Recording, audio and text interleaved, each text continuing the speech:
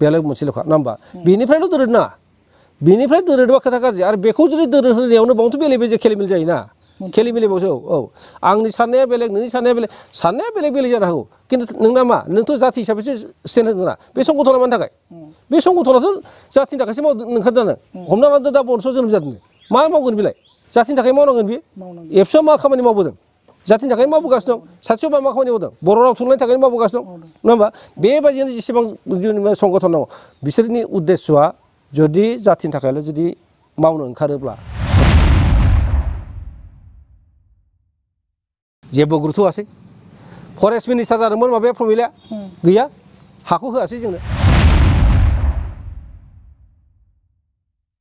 बेबादि जुदि थाङोब्ला दा जों सोरखौ लानानै फोथायगोन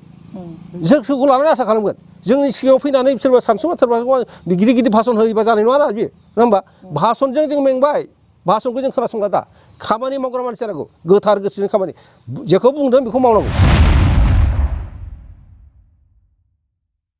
तारमाने MOS खौ मोजां स्टाडि खालामोब्ला MOS आव खिन्थु बहुतखिनि होदों पावारा द्लामै दं माने स्टेपआ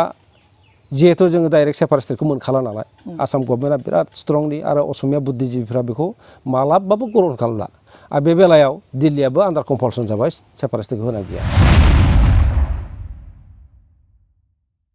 जोंखौनो दा जुनियर मानसिया जोथोरबावनो नागिरो जेबो गुरुत्व लाया आरोखि बेबायदि जायो पावार होननाय बुस्थुआनो बाराद्राय फाग्ला जानायनि थाखायनो बर'फ्रा माखासे मानसिखौ माने आन्दायहोना दोनो